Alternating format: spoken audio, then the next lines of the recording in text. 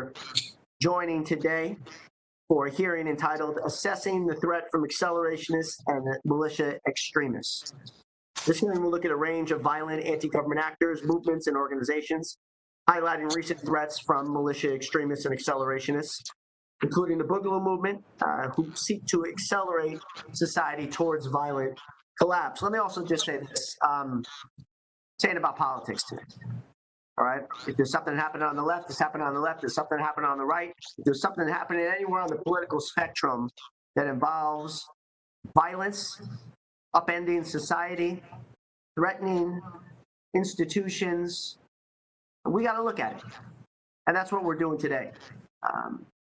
So it is incredibly irrelevant to me which groups we look at, so long as we are looking at the principal ones that threaten people's lives.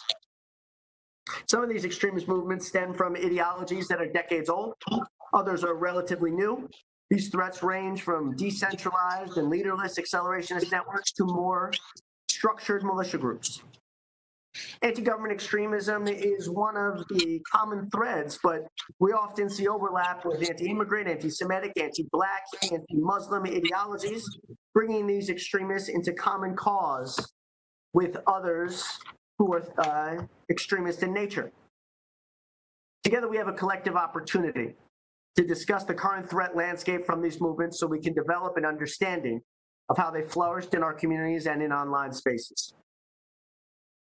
We have seen horrific acts of violence recently. In April, a man in Texas was arrested after streaming himself on Facebook Live, searching for a law enforcement officer to ambush. In May and June, a man in California shot and killed a Department of Homeland Security Federal Protective Service officer and wounded one more, and then went on to kill a Santa Cruz County Sheriff's deputy officer before being arrested.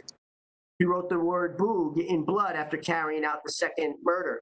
In May, 3 men were arrested by the FBI in Nevada while reportedly on their way to inflict violence at a Black Lives Matter protest in Las Vegas. June, a man in Oklahoma arrested, found in possession of illegally modified machine guns, grenades, Molotov cocktails, all of whom appear to be connected to the Boogaloo movement. The list goes on and on and on. So it is important today that we don't lose sight of the ways in which accelerationist movements like Boogaloo intersect and are popular with other extremist groups. The Base, Atomwaffen come to mind, two groups that we have looked at, particularly during our discussions. We're going to be asking some really critical questions today. Principally, though, number one is, what the hell do we do about this? What does law enforcement do? What does the federal government do? What can and should social media do? What do we do in a collaborative way? What do we do in a mandatory way? We have a shared responsibility across the public and private sectors. The lives of our law enforcement officials are on the line in so many of these instances. The lives of innocent citizens who are congregating in protest are on the line. And I do believe in so many ways the future of this country and the sanctity of the Constitution is on the line. So with that, the chair now recognizes the ranking member of the subcommittee, the gentleman from North Carolina, Mr. Walker. You're on mute, my friend. Thank you, Mr. Chairman. There's no doubt that across the globe, there's an uptick in extremist ideology, particularly linked to violent white supremacy and anarchy. As the committee created after 9/11, we must stay focused on the continued jihadi threat. Within these various movements, we are seeing the adoption of accelerationist rhetoric with calls to target government institutions and law enforcement for adherents to commit acts of violence as a means of creating further unrest. We see this concept in white supremacist movements, anti-government groups, and some violent environmental organizations. This convergence of violent ideologies results in the sharing of tactics and propaganda and the spreading of misinformation and conspiracies, as well as the celebration of violence. I probably should start expressing my sincere condolences to the families of David Underwood, a DHS protective security officer, and David Gutzwiller, a Santa Cruz County deputy that the chairman just mentioned. They were both murdered in the line of duty in late May and early June. I also want to express support and hope for the speedy recovery of their colleagues who were injured in these attacks. The suspects believed to be responsible have been arrested, and the FBI is conducting a full investigation, including into the links on the possible support for the Boogaloo movement, which is an accelerationist term. But we also must review others, as the chairman just mentioned, and I appreciate that these attacks are on all Americans, groups like Antifa. And I know that seems to be these days kind of a conservative talking point, but it's not. The kind of damage that they're doing, a reporter sat in my office could still see the injuries. And over the past 3 months, there has been a consistent effort by Antifa supporters to infiltrate protests, to lay siege to government buildings and target law enforcement. In Portland alone, the police chief has stated that the violence has cost the city tens of millions of dollars, specifically in overtime security, as well as the damage done. These are the kinds of things that we must stand together regardless of the politics. In Seattle, there's a coordinated effort to deny the Antifa movement. We need to move forward. The reality is that Antifa is not an organization. We understand that. But it is a movement, an ideology, and a call for violent rioting. The people involved in the chop zones and in the continued violence around the city are certainly part of these movements. We can agree that all these groups, Boogaloo, Antifa, and any other extremist movements that seek to terrorize, must be absolutely condemned. And I think that's why this hearing is crucial today. These violent extremists on all sides are attempting to hijack legitimate protests and interrupt debate on needed institutional reforms. Some are targeting protesters, some are attacking police officers, many are vandalizing government buildings, and others are seeking to create these so-called autonomous zones. We need a robust and coordinated effort to condemn the violence and restore order. I want to thank the witnesses for appearing before the subcommittee today. I look forward to your testimony, and I yield back my time.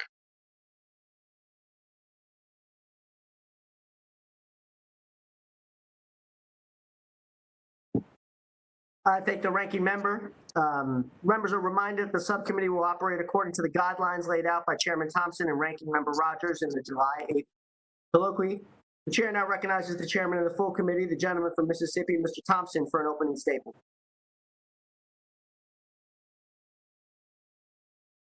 Okay. In Chairman Thompson's absence, the chair now recognizes the ranking member of the full committee, the gentleman from Alabama, Mr. Rogers, for an opening statement.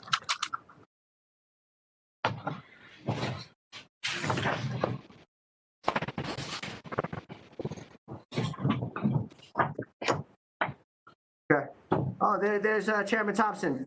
Chairman Thompson, if you so like, we'll now recognize you for an opening statement. Thank you very much, Chairman Rose.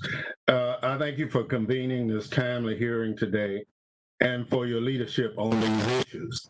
This committee is known for following the threats wherever they may lead. Today, that brings us here. This hearing provides us with an opportunity to examine the emerging threat from violent anti-government extremists. I believe today's hearing is the first congressional hearing to focus specifically on the emerging threat from accelerationists, and I applaud Chairman Rose for examining this issue. It is important that members and the American public hear from these experts today to understand those emerging threats. Recent attacks and arrests have showcased the threat from individuals affiliated with the Boogaloo movement. This loose coalition of extremists present an immediate danger to law enforcement and the American people. As our experts have shared in their written testimony, this movement is complex and requires a nuanced understanding. The Boogaloo network as a whole appears to be largely anti-government, constantly changing and drawing followers from the fringes of many different extremist ideologies. The common thread is a desire to accelerate society toward a second civil war. That means that many of them are driven to commit violence. It is imperative that the Department of Homeland Security and other federal agencies immediately devote resources toward understanding and confronting these emerging threats.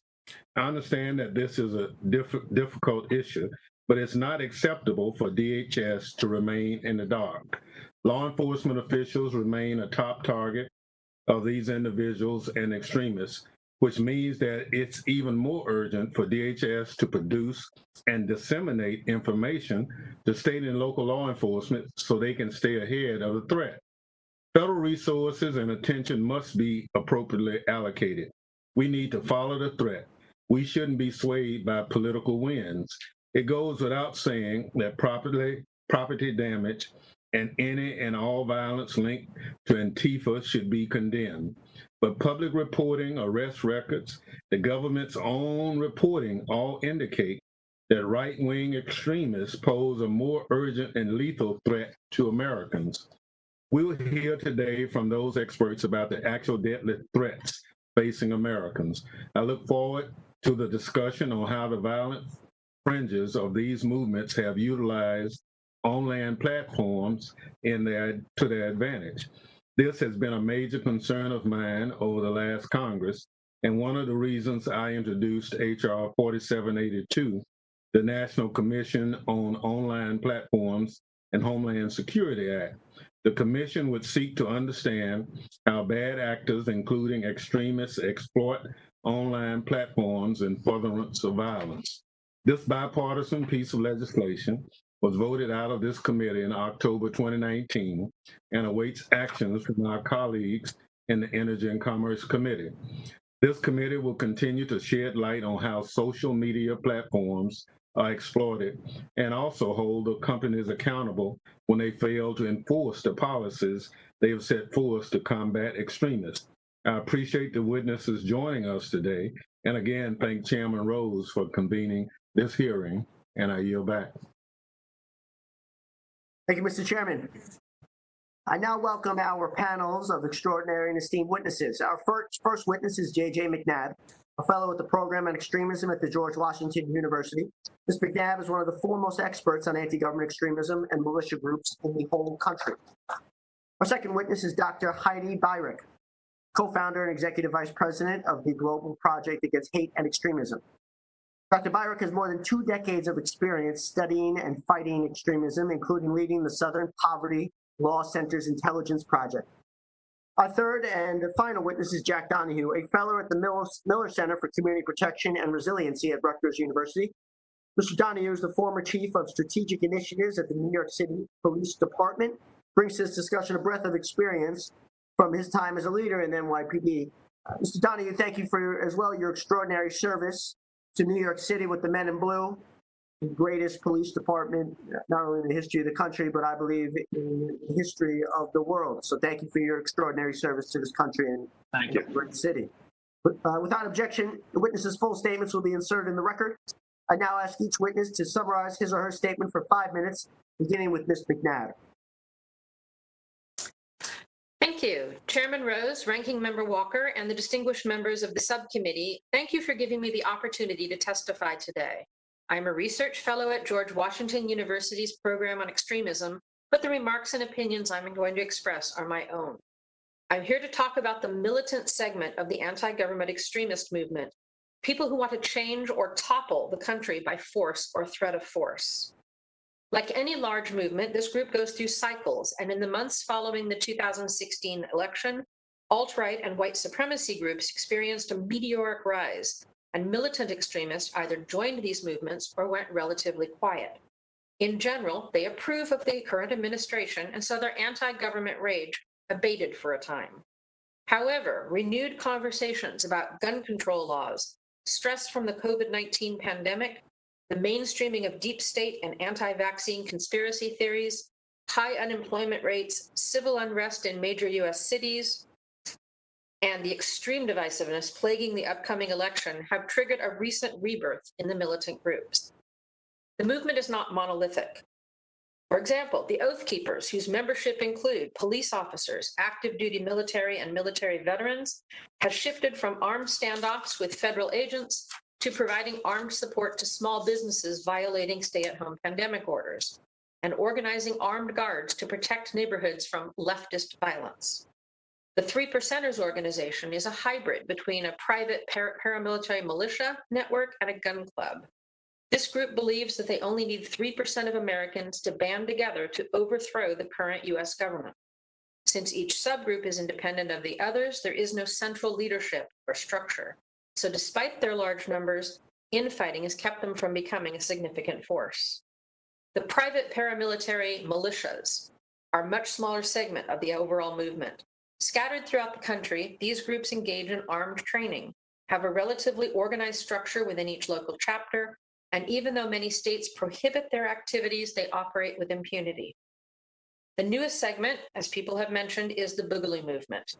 The idea of a second American Revolution where armed patriots rise up and overthrow a tyrannical government has been the dream of militant extremists for decades.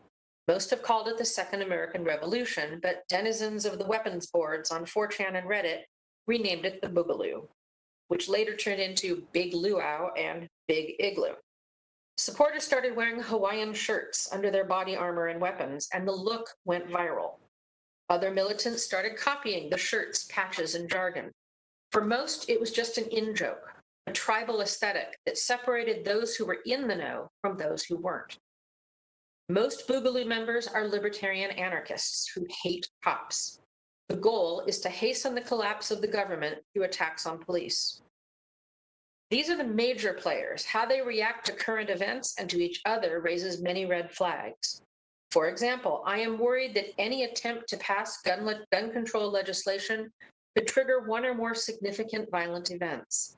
This could include red flag laws, bans of certain types of rifles, or any legislation that is viewed as a foot in the door leading to gun confiscation. Another potential issue is the COVID-19 pandemic, which is placing significant stress on extremist groups. If states return to lockdown status, I am concerned that individuals and small groups will lash out violently against government, law enforcement, medical professionals, essential workers, contact tracers, and medical infrastructure. Some militants, driven by conspiracy theories, have already turned to armed resistance at reopen rallies and have taken up guns to protect business owners who want to violate stay-at-home orders. Michigan has been one hotspot for such activity, and in May, the state had to cancel a legislative session because of the armed threat.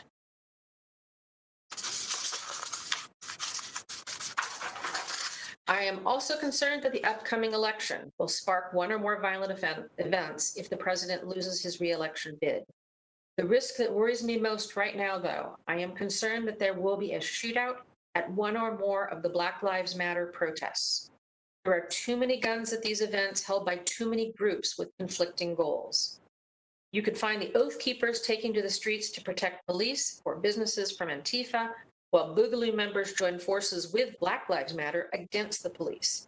Add in the National Guard, a sudden influx of federal agents, alt-right agitators, and white supremacist groups, along with a growing number of left-wing militants and volunteer armed guards, there is a potential street war brewing. And there are militant groups and individuals willing to shoot at or bomb random police and protesters just to get that street war started so they can use the resulting chaos to accelerate their own plans for revolution. These groups know they need a catalyst, a big event. They need a Ruby Ridge or Waco so they can be the next McVeigh. Most are waiting for the big event, but there are some who will do what they have to force its occurrence. Thank you for your time.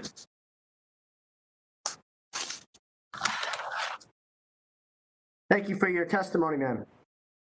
We will now recognize Mr. Donahue to summarize his statement for 5 minutes. Thank you very much. Good morning, Chair Rose, Ranking Member Walker, members of the subcommittee, and Chair Thompson. I'm John Donahue, fellow at the Rutgers University Miller Center and recently retired 3-star chief from the New York City Police Department with 32 years of assignments in patrol, intelligence, and strategy. The opinions I'm giving today are my own. I'm pleased to testify to discuss the serious public safety concerns and specifically challenges to law enforcement raised by the growing phenomenon of cybersocial militia extremism and the power of online movements to influence violent action domestically. To begin, the use of social media for promoting ideas and opinions is well documented. These platforms are mobile and near ubiquitous. Here in the United States, we cherish the constitutional right for freedom of speech and assembly, and social media has been embraced by many to share ideas and opinions on any topic at any time. What is recently observable from social media data is that there is an exponential growth in participation in the cybersocial domain coalesced around revolutionary and extremist themes at either ends of the ideological spectrum. And those extremists have law enforcement squarely in their sights. In the earliest stages of the ISIS caliphate, social media was used effectively to motivate some youth, impressionable, isolated, disaffected, to take up arms in support of ISIS. We know that recruitment started for those people on the surface web and social media platforms and gradually moved to encrypted communications to shield criminal conversations from authorities. The same cycle is happening domestically with militia and accelerationist movements on the far right and the far left. A report I co-authored in May of this year with the Rutgers Miller Center and the Network Contagion Research Institute shows how on social media, memes become viral and evolve and plant hateful and revolutionary ideas in public eye, often disguised as inside jokes, using code words for those in the know. The Boogaloo, code word for Second Revolution, is an example of that far-right militia movement. In protest over the pandemic lockdowns, followers played out their inside joke, wearing Hawaiian shirts and carrying semi-automatic rifles in the center of a few major American cities. And memes shared on the Boogaloo message boards gamify assaults on law enforcement, encouraging violence through jargon known in the video gaming community. While it appears that online militia sphere is inhabited by far-right extremists, they are by no means alone.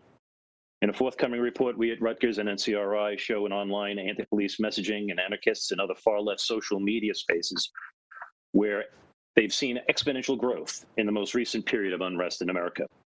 These anti-government, anti-police messages have broken into mainstream media on Facebook and Twitter. Memes advocating the murder of law enforcement and slogans found on the internet used by the far left were scrawled on defaced monuments and buildings all across America. And memes instructing so-called peaceful protesters that can be used as tactical subterfuge for violent actions are now being widely circulated on social media. What's apparent, regardless of ideology, is that assaults on and the murder of law enforcement that occurred during the recent civil unrest were motivated in part by the themes in the memes and those slogans. Now, it's not unusual for police to be the subject of protest. There's always been an inherent tension between law enforcement policing protests. Why? Because police are the most visible representatives of government, and here people are protesting against us. Protest activity is a constitutional right. We in law enforcement are sworn to protect that right, regardless of the content of the speech and whatever controversy may be, and no matter how controversial it may seem, with very limited exceptions. Another constitutional right is to bear arms. Some states permit open carry lawfully of lawfully owned firearms, while others outlaw that practice. Both have withstood constitutional scrutiny, with some exceptions. I highlight these two rights because in real life, on the streets, when tens of thousands of people are assembled, explaining the finer points of constitutional law or rationality just doesn't work. That's why police are generally at a disadvantage and specifically challenged when they become the targets of the protest, as is more recently observable on the right and on the left. Intelligence gathering brings its own tension and limitations. Law enforcement needs information to prepare for the safety of all of these incidents. That's smart government, and there are safeguards in place to prevent overreach. Frankly, what law enforcement needs and what's out there comes from open source, with one big exception. When people use encrypted communications, police have zero visibility into those channels, and that's where tactics and opportunities for confrontations are shared. Law enforcement has a tough task when policing protest events in the best of times. But when protesters arrive intent on violence or occupation and are carrying semi-automatic weapons, the stakes grow exponentially. Accelerationists and militia members know this and seize upon opportunities to amplify their message through direct confrontation with police. And what can be done? Despite social media efforts to minimize the availability of extremist messages, they persist. And to be certain, social media companies are not in a position to identify those who will mobilize to violence. Law enforcement must remain vigilant and identify before they act, but the time frame may be remarkably short.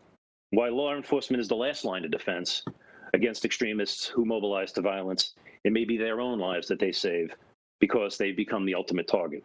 The outcomes of militia and revolutionary extremist online movements are not predictable. The time for acknowledging it and this phenomenon and rapidly working to preserve civil society is upon us, and I thank you for having this here. Thank you for your testimony. I now recognize Dr. Byrick to summarize her statement for 5 minutes. Chairman Rose, Ranking Member Walker, and esteemed members of the subcommittee, thank you very much for inviting me to testify today. It's a great honor. My name is Heidi Byrick. I'm the co-founder of the newly established Global Project Against Hate and Extremism, and I've been researching hate groups and extremists for more than 20 years. Today's hearing topic is of the utmost importance. We face, as we've already heard here, a global and increasingly violent extremist movement composed of an incendiary mix of white supremacists, neo-Nazis, and new groups like the Boogaloo Boys.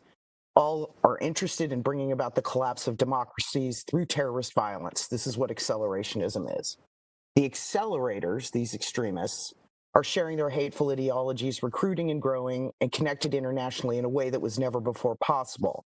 This growth can be laid primarily at the feet of the tech companies that refuse to adequately address the hate and extremist content that thrives on their platforms. The FBI now considers the risk of violence from white supremacist groups as, quote, on the same footing as those of foreign terrorists like ISIS. DHS, the State Department, NCTC, government agencies abroad, and independent experts all agree far-right extremism, especially its accelerationist variant, is a metastasizing problem that this country and others will be dealing with for the long term. The tragedies in Pittsburgh, El Paso, and Christchurch, New Zealand, are testaments to the devastation terrorists inspired by these movements have wrought. Right now, the movements are taking advantage of the pandemic and racial justice protests, both to spread hate about those they wrongly blame for COVID-19 and to attack peaceful protesters and police officers. It's likely that the violence will intensify as we approach the November presidential elections. Descriptions of groups and the movement overall and the threat they posed are laid out in detail in my written testimony, so I'd like to take the opportunity here to offer some recommendations. Nothing is going to stop this movement's growth and violent activity if we don't accept that the online platforms are driving extremism. Much as Hitler used what was then the new technology of the radio to unleash his genocidal views into German families' homes, extremists today do the same with the web. Starting in 2015, the number of perpetrators of terrorist incidents who were exposed to violent extremist ideologies almost entirely online rather than in the real world began to rise substantially. That was all forms of extremism, right, left, Islamic. Online platforms are where recruitment occurs, money is raised, plans are hatched, and the strategy is sophisticated, drawing in recruits through slick videos, event planning, inside jokes, and so on. Yet there's a double standard in how online platforms treat content produced by white supremacists versus Islamic extremists. For the latter, deplatforming is the accepted strategy pushed by our government, the Global Internet Forum to Counter Terrorism, and practiced by the tech companies. It would be inconceivable for social media platforms to allow ISIS propaganda to grow unchecked or be monetized, but that's exactly what has happened with white supremacy. It wasn't until 2017, after the Charlottesville riots, that tech companies began to take hate seriously and ramp up enforcement. But it hasn't been enough. Facebook's civil rights audit released last week found it rife with anti-Muslim sentiment and hate groups using the platform. My new organization found dozens of YouTube videos that were posted by the International White Nationalist Network that inspired the Christchurch killer, and they were monetized, earning ad revenue both from businesses and unbelievably political campaign ads. Even after notifying YouTube, most of this is still up. If we are to stop the spread of accelerationism and violence, the social and online platforms must design adequate policies and they must enforce them. And GIF-CT needs to treat white supremacy as it does Islamic extremism. The Raising the Bar Act proposed by Chairman Rose would help establish a baseline of data showing each platform's status in addressing extremist content, and that could be used to push the platforms to do better. Model policies like those proposed by the Civil Rights Coalition I co-founded, Change the Terms, could help if adopted. We also need to address extremism in the military. There are way too many actively serving troops and veterans in these movements. We can't be training people to kill and then unleashing them on the public. When it comes to law enforcement priorities, passage of the Domestic Terrorism Data Act proposed by Chairman Thompson would help us understand how officials are prioritizing combating these movements. And Chairman Rose's Transnational White Supremacist Extremism Review Act would direct DHS to disseminate terrorist threat assessments of foreign violent extremist groups. That's a good step as well. I would suggest, though, that we be very careful in providing more legal authorities to law enforcement before understanding what the impact might be. Too often, when we've increased the powers of federal law enforcement, they weren't used as promised, but rather against marginalized populations to violate civil rights. finally, sensible gun control measures like banning ghost guns could be useful here. In closing, I'd like to say thank you for taking these issues seriously and for having me here today.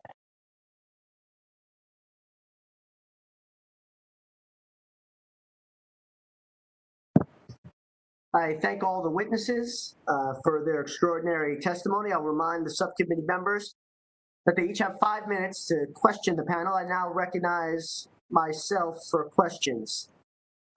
So I want to try to move away all the noise and get a sense from you. Where do you measure this threat against jihadist fundamentalism right now? And where do you see, what's the worst case scenario? Where do you see this potentially going if we do not act? Mr. Donahue, let's start with you. So clearly from my testimony, I raised the comparisons between a violent jihadi recruitment and the techniques that were used to motivate people to violence. And that is certainly true here. And what we've seen is the motivation to violence can happen in any moment. What the concern that we have is that violence and triggering the events that have happened across the United States, and as Heidi had mentioned before, even in Christchurch, go to show that the power of what is happening online and the power of the messages are so virulent that they make sense to certain people. And that is where we need to have the ability to have visibility into those networks and the people who are motivated to violence. Dr. Byrick? Yeah, my biggest concerns are essentially twofold. One, what JJ described, which is this kind of incendiary situation that you find at the recent protests where she rightly said people are heavily armed, easily triggered, and we've already seen police officers shot dead and plots against protesters has happened in Las Vegas. But mass casualty attacks, like we saw in El Paso and Pittsburgh and Poway, and the list could go on, and this is an international problem, is what I'm most concerned about. The white supremacists who have come to believe that they need to use terrorism, violence, to bring down systems of government, multicultural democracies basically, to stop a white genocide. That has motivated most of the big mass casualty attacks, and that motivation is not going to go away because demographics are shifting in much of the Western world, and that's what they view as a threat. And if we don't intercept how this propaganda is spread on mainstream platforms where it allows for recruiting, I'm just afraid that the next Christchurch could be around the corner anywhere, here or abroad. Thank you. Ms. McNabb? I think we're facing an uphill battle here. You've got social media platforms where people can basically post propaganda. They recruit. They're actively recruiting younger male members. But then from that point on, they move into private groups, and then from there they move into places like Discord, and from there they cherry pick who they think are serious actors, and they move into someplace like Signal. Trying to police this, I think, would be impossible. If you got rid of the bigger groups, the bigger propaganda things on Facebook, you'd put a dent in it. I don't think there's a large risk of these groups ever coming together and forming a kind of a private army, but I am very concerned of small cell terrorism. I think, as I put in my earlier testimony, that protesters are at risk, police officers are at risk, and possibly infrastructure. I know that in Las Vegas, one of their plots was to take down the power grid during a protest, so that they could then fire on protesters, bomb protesters, and the chaos would be horrible because it would be pitch dark. So I think there's mass casualty is an issue. I don't think it's going to be large scale. I don't think it'll be coordinated too much in different cities, but I think the possibility for someone to have learned, for example, from the Las Vegas shooter, getting up high and shooting down into a crowd, is a very big concern. Thank you. Mr. Walker, you're up, my friend.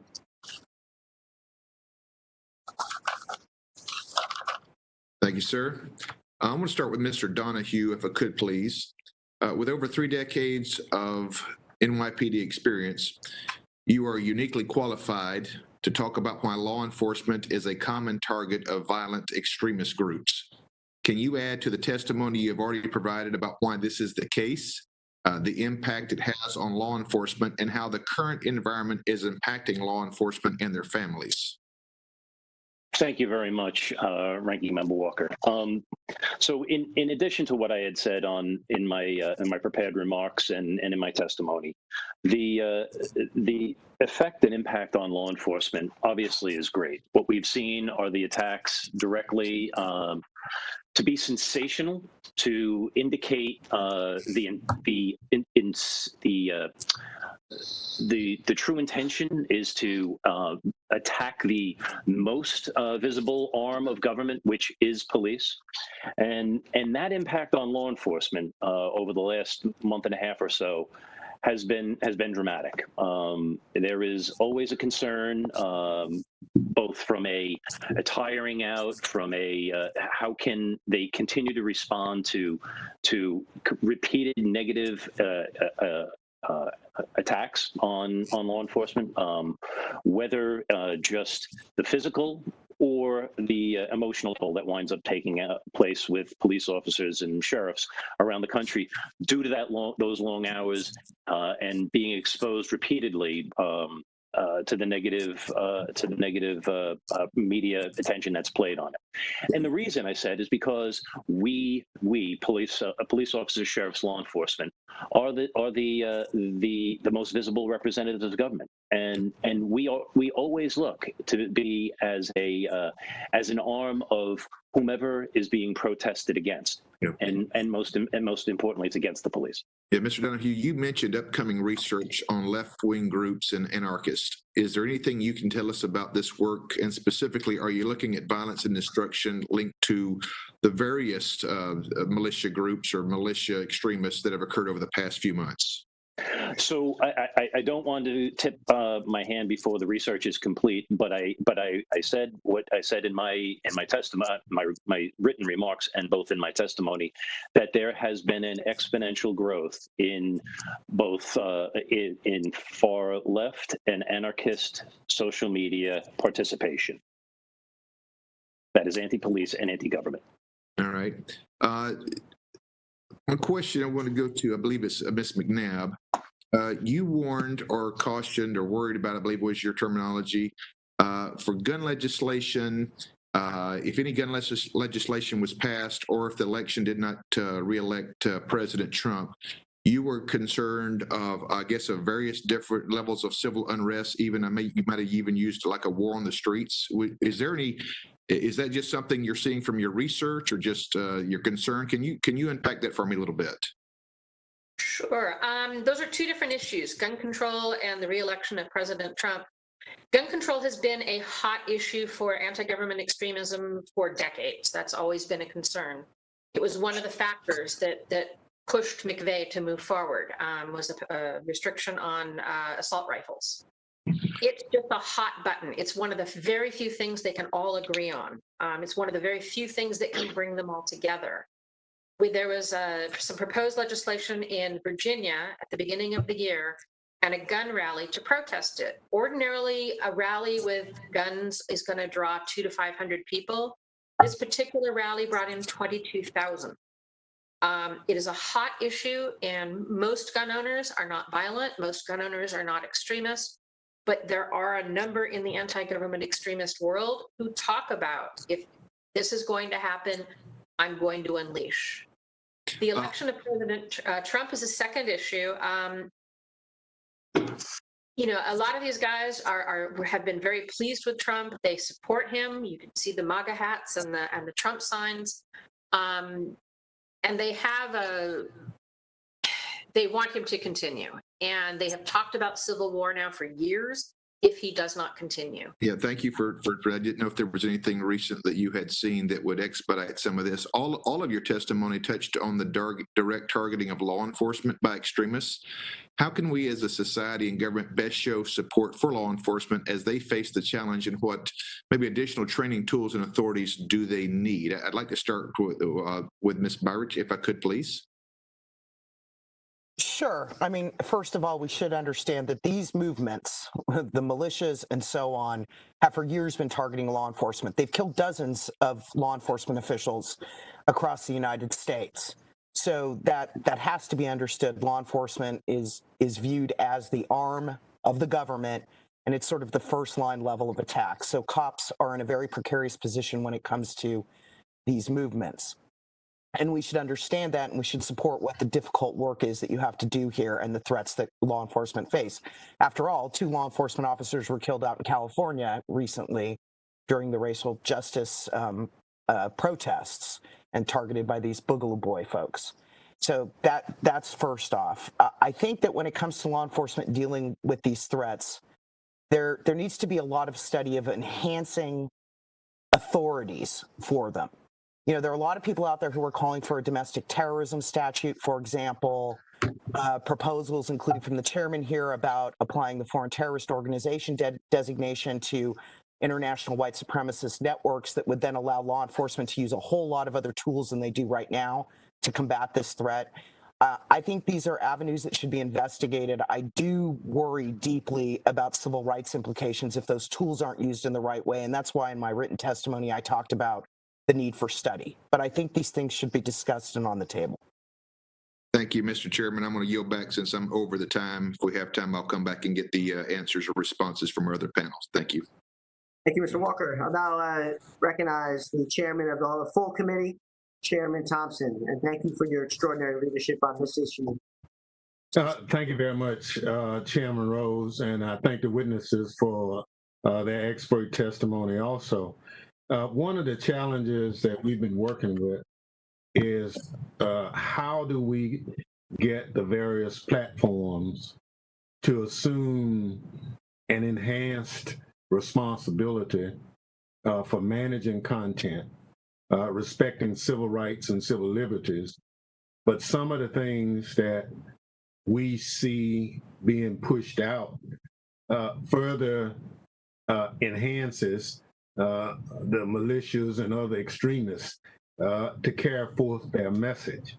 And I guess I'll talk, I want each witness to kind of, to what extent should we hold those companies responsible for the content that's pushed out on their various platforms? And Chief, if you want to start off with it, and then we'll go to Ms. Birch and then to Ms. McNabb. So thank you very much for the question. Enhanced responsibility for social media companies. It's interesting when you link that up. Obviously, in my prepared testimony, I speak about the value of the power of the social media platforms to serve as a opportunity to share ideas and free speech. But they've dollarized it. And the speech that's being shared on a number of social media platforms obviously goes to provoke the assaults that we're seeing taking place on law enforcement and jeopardizing others that are not involved in the protests. I think the extent to which social media companies have placed into positions to monitor that speech and to ask their communities, the social media community itself, to help police what's on the platforms has gone somewhat in the right direction. However, it's a game of whack-a-mole. For each of those types of extremist speech and or videos that you see being shown and memes being shown altering the content of what other people are saying and amplifying negative messages really becomes a complication. I think part of it is really empowering the communities that are on the platforms themselves in coordination with the companies to police them internally. It's not a question of whether police, law enforcement can do that. That's not possible. As diffuse as the internet is, and as diffuse as the number of people, as various as the people are that are using it, it's got to fall a little bit on them as well as the companies. Thank you. Dr. Birch? Yeah, I should have mentioned in my oral testimony your plan for a commission to look into this. I apologize. Look, the process that's gone on here for too long now is civil rights organizations screaming and yelling and criticizing the tech companies in public, and then having sort of incremental moves to improve the situation when it comes to white supremacy. I believe that it's going to take a lot more than that to really clean these companies up. I mean, if Facebook can submit itself to a civil rights audit, which then finds that it still has major problems on this front as well as others, then this strategy, as much as it's brought the companies along a little ways, isn't enough. And I would suggest that Congress call the tech companies to account for what's in their terms of service and how they're enforcing those terms of service. Because at this point, most of them claim not to monetize hate content, not to host, a lot of aspects of white supremacy. And yet we keep finding it, and we keep finding it, and we keep finding it, so much that Facebook was found to have dozens and dozens of neo-Nazi bans on the system recently. So I would suggest that it's time for Congress to use its investigative powers in some way to call the companies to account, ask them about their procedures, what they're doing, how they do it. And the Raise the Bar Act is, as I understand it, modeled very much on what the European Union has done here, which is create monitoring exercises where outside actors look at what's going on with hate content, and reports are created by the European Commission that are then used to push the tech companies to do better. Something like that would be good. Just one last note of caution. It really shouldn't be up to civil rights organizations that are small and underfunded to have to play this role in our society. It's just simply asking too much. Thank you. Thank you. Ms. McNabb? I'm going to second that. One problem is these organizations chase the news. So if there's a sudden influx of news about the boogaloos, then Facebook comes in and does a purge of some of the more violent boogaloo groups. The problem is the news doesn't often know what's going on in private groups, in direct messages, and even some of the public pages. I spent a lot of time developing contacts in this world so that I can get into their private groups.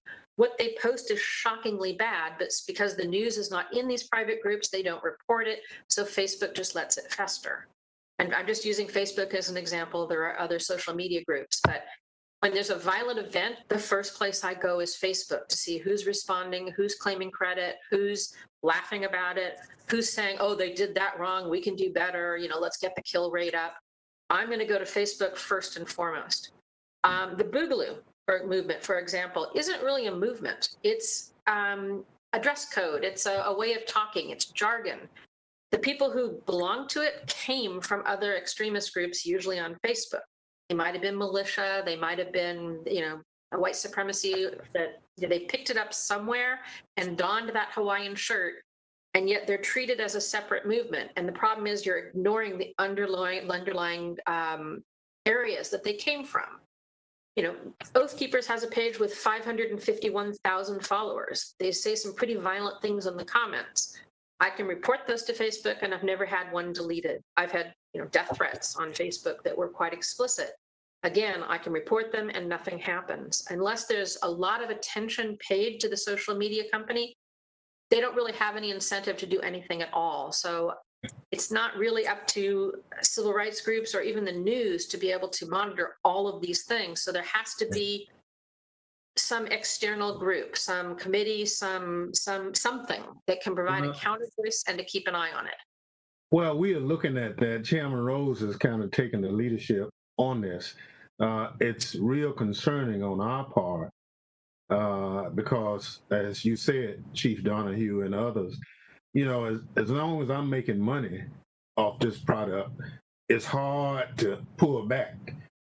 Chairman Rose, if you remember, we asked a simple question about how much of your revenue stream is devoted to managing content. It was almost like, I don't believe you asked that question. It's like, and all we're trying to do is, if you're serious about it, then you speak with your resources. And so I think without having government come in and just run a private business, I think we have an obligation to the public to make sure that these companies just can't monetize hate and other things and claim free speech as the reason they're not doing anything. So thank you very much, Mr. Chairman. You've been gracious with your time, and I yield back. Mr. Chairman, thank you very much. We'll now recognize Ms. Slotkin from Michigan. Great. Thanks for having this hearing. I appreciate it. I am from mid-Michigan, and the issue of extremism and hate groups, instances and incidents with those hate groups has been on the rise. And just very recently, from the coronavirus lockdown, we've had significant repeated protests in my district in Lansing, Michigan, protesting on sort of all sides, both the protesting the lockdown that our governor has put in place, but also protesting in response to the killing of George Floyd. And we've seen a fourfold increase in the state of Michigan in the past year and a half in instances of hate, whether it's graffiti, violence, et cetera, et cetera.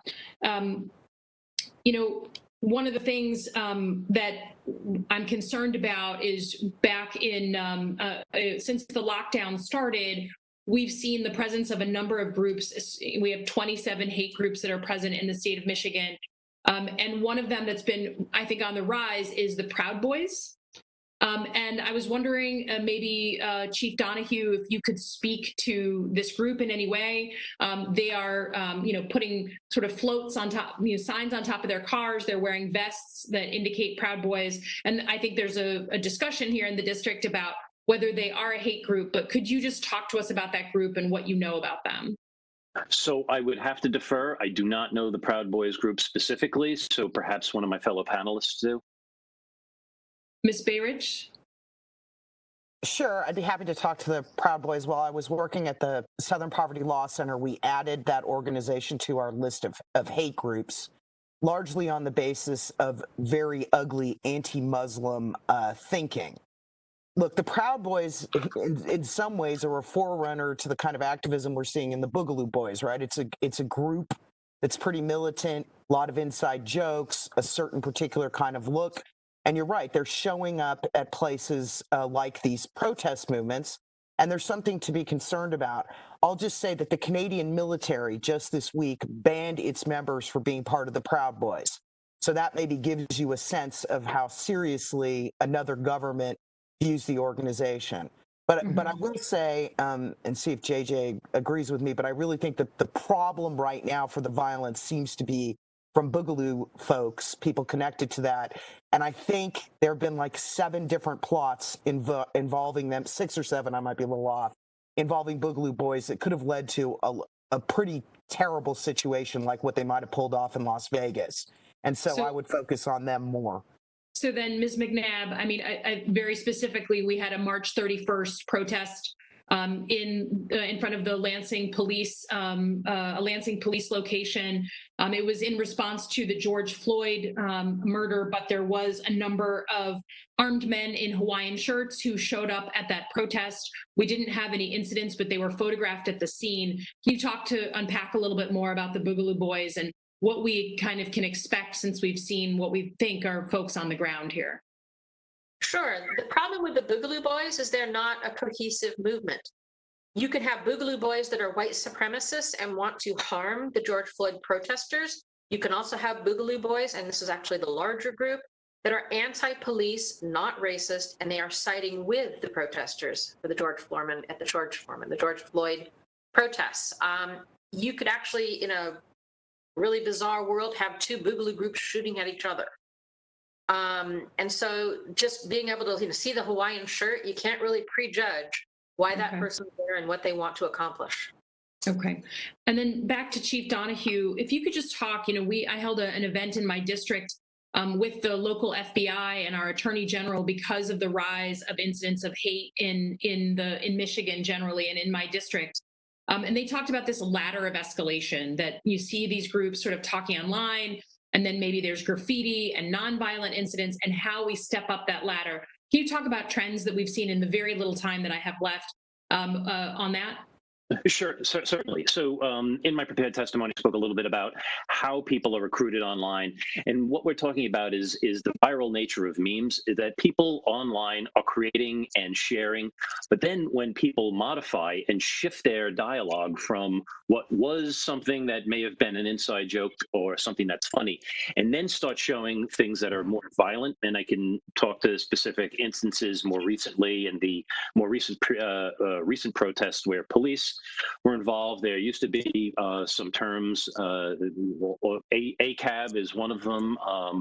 But then that turned into on viral memes about how do you turn that into something that shows even more violence. And one of them was the term itself means all cops are bastards. But there were memes that were then turned into police cars on fire, and the term was morphed in that meme to as crispy as bacon.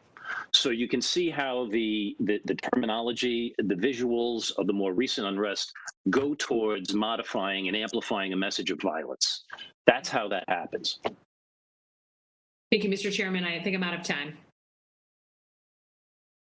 Thank you, Ms. Slotkin. We'll now do a second round of questioning, and we'll start off by recognizing Jackson Lee, great state of Texas. I thank you so very much, Mr. Chairman. I'm out in the field. I'm sorry that, hope you can hear me and see me. We are suffering from being in the epicenter now, something you've experienced of COVID-19.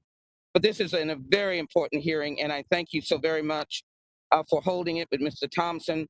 We've seen these kinds of intrusions in the opposition to the Vietnam War and a number of other incidences that we have indulged in.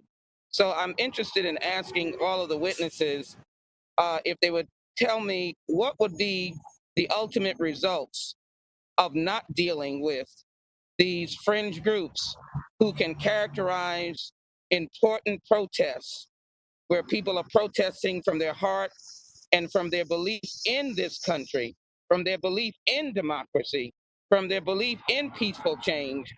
What would be the plight of the nation without addressing these particular elements directly? And when I say directly, legislative fixes, continuous oversight like this committee is doing, and I'd ask each witness to provide me their response. And I particularly speak about Boogaloo and Proud Boys and other groups that have been known to do this in other eras of the history of the United States.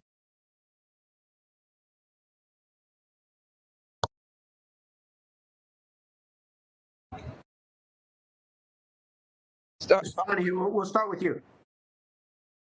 Certainly. The end result is we all believe in the constitutional democracy in our republic, and the ability to protest with righteous rage is important. But this is petitioning the government. What we're seeing and I believe my fellow panelists have been very candid in saying that what we're seeing is violence that is coming out of peaceful protests or being usurped at peaceful protests where people are petitioning the government for the right types of change and for accelerationist purposes. That is what you can't have a fine discussion, as I said before, about your constitutional rights when there's tens of thousands of people protesting, but we need to have that ability preserved. But civility is the thing that we need to have at protests. And that's lacking in many instances when we have accelerationists show up with guns, intent on violence, and intent on occupation, whereas the righteous rage that is shown so that we can have change in government where it's appropriate, as opposed to violent revolution, is what we're talking about. And that's where police become, kind of straight in the headlines. We need to learn from our past. We need to learn from our mistakes. We need to move beyond that. There is a path forward, but it is not through violent insurrection. Ms. Barrick, hello? Yes, thank you. Dr. Barrett. Yes. If we don't do something to address the spread of this material online, the rise of these movements, whether that's with law enforcement, enhancements, research, oversight, et cetera, I think that what we're facing is essentially more mass terrorist attacks like we saw in El Paso at the Walmart, not just here in the United States, but probably in other countries because white supremacy is flourishing abroad. We're going to see a more rise in hate crimes, much like we've seen during this pandemic, as hate speech has been flown against Asians and Jews in relationship to COVID-19, and the number of attacks on these populations has risen. We're going to see more terrorists taking advantage of current conditions, whether that is directly targeting protesters, which has already happened. Also, cops have been killed by members of these extremist movements. But there are other scary things happening, like neo-Nazis from groups like the Base or Atomwaffen who claim that they're going to use people who are infected with COVID to infect others. I mean, this is a really scary thing. There's a huge amount of people, unfortunately, who do not accept multiracial, multicultural democracies and don't like these systems and don't like our changing demographics, and they're willing to use violence to stop it. Mr. Donahue, thank you.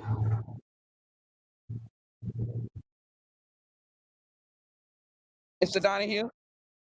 I went first. Ms. McNabb. I'm sorry. Mr. McBath? Not a problem. My biggest fear is that there will be acts of terrorism at active protest places that will put a damper on people willing to go there. It will make people afraid to actually go into the streets and protest.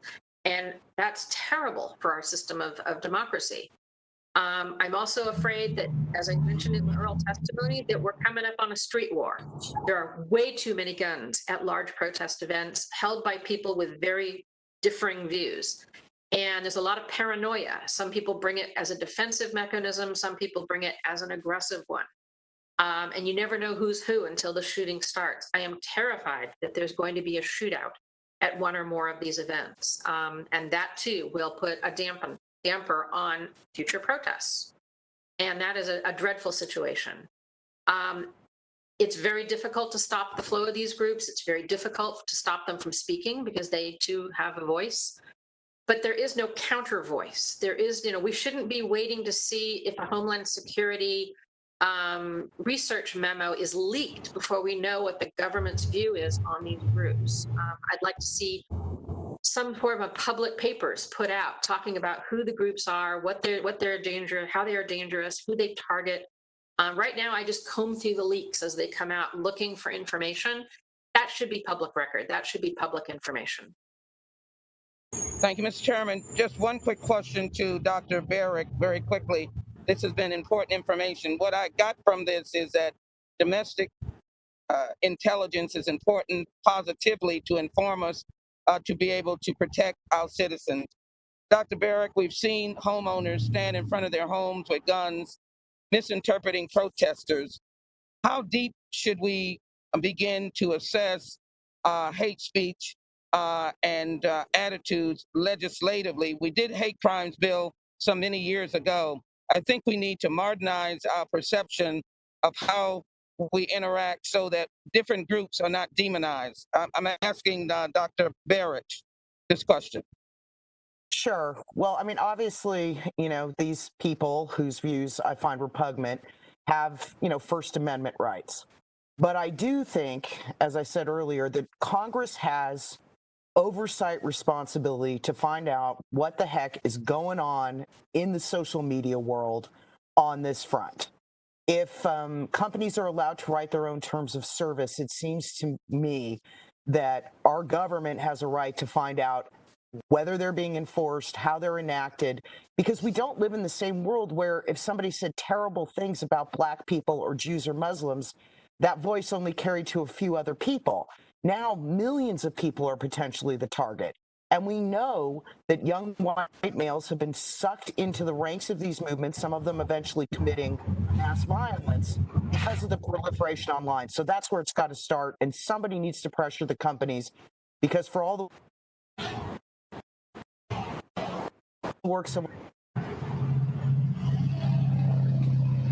Thank you very much, Mr. Chairman, the ranking member, and the chairman of the full committee. I yield back. Thank you for this courtesy, and thank you for this hearing. It's very important. So thank you, Ms. Jackson-Lee, for your extraordinary leadership on this issue. We'll now recognize Mr. Walker for a second round of questions. Thank you, Mr. Rose, Chairman. This is still a panel. If we can have some quick responses here. In various ways, each of you highlight the importance of tracking extremist content and imminent violence on social media. I know that's something that's been important to the chairman as well. Mr. Donahue calls for the creation of a social media NORAD version of something. Can you further explain what type of access and authorities you think the government or individual law enforcement agencies should have to track certain social media posts? Do you think they have sufficient authority to do this now? We'll work left to right, no pun intended. Ms. McNabb, can we start with you? I hesitate to give police more authority to monitor and review, things said by citizens. It is just it's a problem area. It can be abused. Unfortunately, we are still on this left-right idea, whereas we should be looking at this as violent fringe. I think police have a little bit of a blind spot for right-wing that they don't have for left, and I think they need to be looking at right-wing even more than left at this moment, because that's where the violence is. Can you unpack that for me just a little bit more? When you said they have a blind spot? Look at any video of a street protest. For example, in Portland or in Seattle, you have a line of police officers separating left-wing protesters and right-wing protesters. If you watch, the police officers have their back to heavily armed people standing behind them, and they're facing left-wing with the assumption that left-wing is what's going to harm them. Whereas the people standing behind them have some pretty rabid anti-police ideas as well. There's a number of police officers, for example, with 3% tattoos or wearing Oath Keepers patches. These are extremist groups. Police need to be aware that some of these extremist groups want to kill them, and that's unfortunately not really coming through. As I said, there needs to be a counter voice on a lot of this. There needs to be information coming out of if Homeland Security or FBI, I don't know what, that explains that these are the violent groups, these are what they're capable of, so that police have some ability to discern, right-wing protesters from right-wing extremists. It's a problem. Thank you. Ms. Barbich? Sure. So I spent the better part of like 20 years in two different, Republican administration and then a Democratic administration trying to convince federal law enforcement that the threat from right-wing extremists should not be abandoned, should not, and of course we were, after 9/11, people were horrifically concerned about Al-Qaeda, now ISIS, that's still important. But looking at right-wing extremism was essentially dropped. In fact, there was a division at DHS of people who created intel on right-wing extremism that was shut down in the early years of the Obama administration. So I think it would be very helpful to find out exactly what the federal government is doing and exactly what authorities they have when it comes to right-wing extremism. Yeah, if I could interrupt just a second there. I didn't mention, I just said tracking extremist content and imminent violence on social media as a whole, whether it's from the left or the right, as far as what kind of tools or access authorities should have in doing so. Do you have anything to speak to that? Yeah, well, the reason I'm saying this is because the facts are right now that right-wing extremism is the bigger problem. If we were talking about the 1960s, I would not debate whether there was mass left-wing violence. And so I just think that the focus has to be there. That's where the deaths are coming from. It could change tomorrow, but right now that's the problem, and that's what needs to be battled in terms of the online space. Mr. Donahue? Yeah, I think no side, and I hate to use that as the example, but no one along the spectrum has a monopoly on hate and a monopoly on violence. I think there are authorities that exist within the federal government. There's the Attorney General guidelines on domestic intelligence. There is the FBI's Domestic Intelligence Operations Guide, and I believe in my former position in the NYPD, we are under federal court monitorship for the types of intelligence investigations, intelligence gathering that we've engaged in the past, and where I said in my prepared testimony that in the past there has been overreach. Having been an intelligence officer, I understand the importance of it and how it can help prevent violence and injury and death. The fact is, as we've seen in more recent protests, Molotov cocktails being thrown at police officers and high-ranking police officials being beaten over the head. Sustaining serious injuries. We know that there is no one side. And in fact, when you look at the events that happened in California with the deaths that you mentioned earlier of the two federal agents and sheriff's deputies are incredibly painful for law enforcement to see. And we need to have the support through DHS and the air intelligence training and authorities at the regional intelligence center level. You mentioned from my written testimony about the NORAD type trusted brokership that I was talking about. We should have more conversations about that, because that's understanding that entire sphere of what's happening on the cybersocial domain. Yeah, I know specifically when it comes to violence. Thank you, Mr. Donahue. I know the DHS is expanding programs, hiring new people. I'm encouraged by all these activities, and maybe, Mr. Chairman, at some point we could do an in-person hearing to get an update on some of that work. But thank you again. I see my time has expired on one question, but if they were strong answers, and I appreciate it. I'll yield back. Mr. Walker, I completely agree that is something that we should absolutely pursue. And it's clear that extremism is now threatening the lives of our law enforcement officials across the country. Notice I say extremism. Again, you and I have made a commitment, and I respect you, Mr. Walker, for this, to not politicize our efforts. Extremism is also affecting people's constitutional rights to congregate and be heard. And so, this extremism is undeniably amplified and put on steroids by social media. So my question is this, very simply, to our witnesses, and we'll start with Ms. McCabe. If Congress does not do anything to crack down on what is happening, get across the spectrum, are we putting the lives of law enforcement officials and law-abiding Americans unnecessarily at risk? Ms. McCabe, we'll start with you. The answer is yes.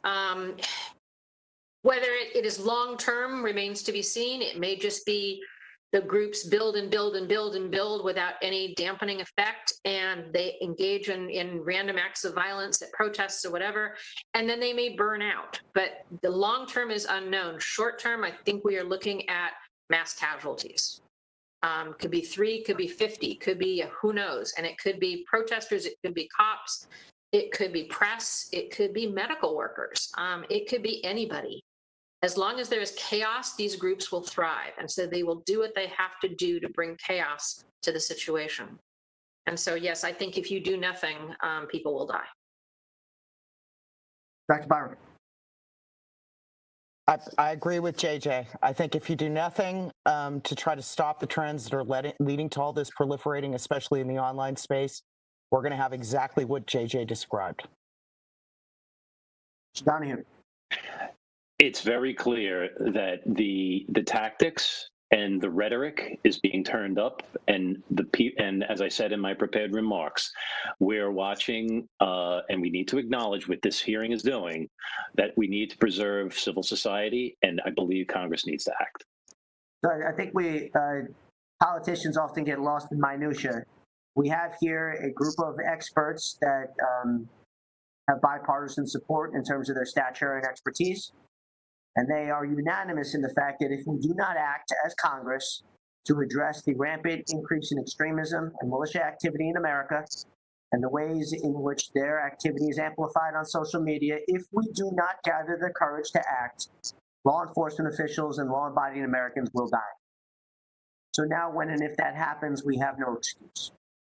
So I sincerely hope we can be able to put hyper politics aside and act together to figure out how we can do something.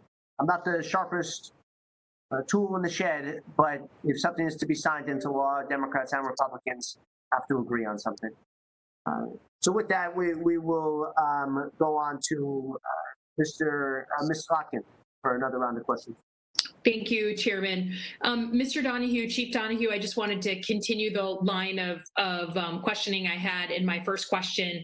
You, as a a high-ranking police officer, a chief for many, many years, this ladder of escalation. You talked about it on the internet, right? And how something goes from maybe an inside joke to more extreme on the internet, but for the people of mid-Michigan, can you talk about that ladder of escalation when it hops off the internet and starts to become vandalism, harassment, and then potentially violence? We know that some of these examples you all have talked about of Poway and these, that there's a ladder, there's a road that people travel before they perpetrate real violence, and for any extremist. And I was just hoping you could walk us through what that looks like, kind of in a TikTok way. I think it probably defies a logical order. The NIJ a couple of years back produced a report that identified the potential risk factors from radicalization to violent extremism, and it was written in the context of the experiences from the U.S., the UK, Canada. For people who were seeking to support violent extremism abroad, and I don't want to say that I'm a social scientist, or these are examples that other experts have weighed in on. But certainly among them, what you can see are people who have a desire for status or who want to belong, for people who desire action or adventure, for people that have serious grievances, that feel under threat and have an us versus them attitude.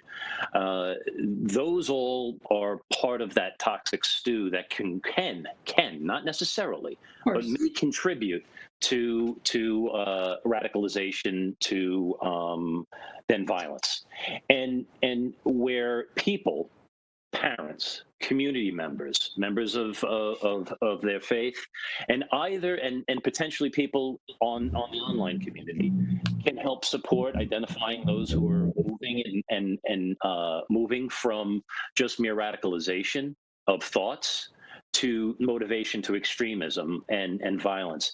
And as we've said before in our prepared testimony, that time frame, specifically with what happened at the Tree of Life Synagogue in Pittsburgh, that murderous rampage literally went from a web posting moments before entering, going in and conducting those murders, posted online, screw your optics, I'm going in, and then proceeded to. So the time frame from left of action to right of action is very, very short. And it requires observation from many. Great, thank you. Mr. Chairman, I yield back. Thank you, Ms. Slotkin. Now move on to Ms. Jackson-Lee. Thank you very, very much, Mr. Chairman. I want to follow my line of questioning that I had previously. Dr. Barrick, I believe it is important for the government to have, as part of its actions, expanded resources, understanding to mitigate some of the intense dangers that have been evidenced in this hearing.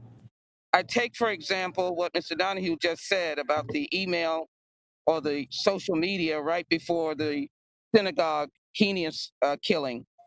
I also know that Black Lives Matter and the movement is a civil rights movement. It is a generational movement that has drawn the attention of the nation. 67% of the American public, not Black, not Latinx, not white, but all Americans understand Black Lives Matter. And so as we go into the election, social media lack of understanding, and lack of presence in the government looking at these accelerators can interfere with the election, can be dangerous for people going to vote in order to provoke something catastrophic. What is your response to the importance of the government using resources, understanding, and being able to know where these accelerants are as we move into this very difficult time and very important time in democracy? Well, I think that's a very important point you're making. The racial justice movements, the Black Lives Matter movement is a particular target of these organizations. Obviously, if you're a white supremacist, you don't care for racial justice. And these are people who you want to stop from expressing their views and reforming American democracy in a positive direction. The government needs to be paying attention to this. The fusion centers, law enforcement investigative agencies, and so on need to be watching these movements very, very carefully, monitoring where they're getting into violence in the online space. They need to be working with academics and others who study these movements to keep on top of these trends. And I feel strongly that the government needs to bring some oversight to the online space to sort of pressure the companies to be better on this front. They claim to be taking this kind of material down, and yet it keeps popping up. So I think those are all very important things, and you're going to have to really be on it in the months leading up to the election. If you remember, in 2018, there were 4 terrorist attacks in a month, including the Tree of Life synagogue attack, in just a few weeks. And we could be facing something like this coming up as we approach November.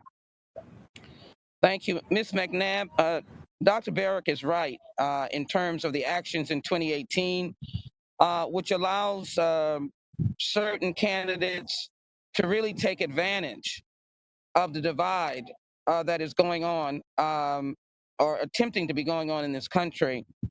The Second Amendment has been used as an instigator to divide people. No one has challenged the Second Amendment, in my knowledge, in the United States Congress since I've served, meaning to amend the Constitution. Ms. McNabb, what role does guns have and the provoking of the Second Amendment, along with the potential of hate speech, have in potentially impacting the elections as we going forward?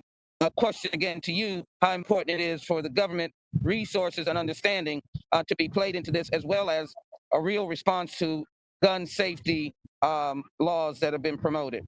Ms. McNabb? My apologies, but I have lost my connection for about the last 5 minutes, and I'm just logging back in. What role would guns play in the approaching elections with accelerists, the provoking of the Second Amendment, meaning using the Second Amendment as an excuse against people who really want just gun safety? All of these issues provoking provoking what we would want to be peaceful elections in 2020, but accelerists would use these components to disrupt elections. What I said before is there were terrorist acts during the 2018 election, obviously skewing people to believe you needed a gun-toting advocate, law and order to win, as opposed to someone who wants to bring the nation together. But what does that do in adding to the accelerist approach to disrupting peaceful demonstrations? Guns bring power, power that an ordinary person would not otherwise have. And some people are abusing that power. They're using guns to intimidate. And in the worst case scenario, they will use their guns to kill. It is not just guns. The Boogaloos who were arrested from Las Vegas were also brought an accelerant. They were planning on bombing people. Another recent arrest was a car bomb. Another one was a man who wanted to blow up a hospital with a car bomb. So it's not just guns. It's just guns are visible and they're very intimidating. If anything is going to cause protesters to be afraid to go out, it's the presence of a large armed group. So, Mr. Chairman, thank you very much for that testimony. Mr. Chairman, I think it's clear that this hearing is vital for actions that should be taken, in particular, dealing with the actions by the government. They can't sit idly by. They can't be leaning and giving indication of one group over the other, and particularly groups like Boogaloo and Proud Boys over peaceful protesters. And then indicated we wanted to try and have a town hall meeting of sorts dealing with particularly the Jewish community. And I know that we're in COVID-19, but I look forward to moving on some of these issues, particularly before the November election. We have to make a very strong stand against these actions and these accelerants. So with that, Mr. Chairman, I yield back. Thank you, Ms. Jackson-Lee. It's clear that there's a massive intersection here between protecting our law enforcement officials, protecting the sincere rights of millions of people to be heard as they call for racial justice in this country, and protecting for the rights of our Constitution to be upheld. And that will definitely require real action on our part. So Thank you. There to have Protecting all Americans. Thank you. I yield back. With that, I thank the witnesses for their valuable testimony and the members for their questions. The members of the subcommittee may have additional questions for the witnesses, and we ask that you respond expeditiously in writing to those questions. Without objection, the committee record shall be kept open for 10 days. Hearing no further business, the subcommittee stands adjourned.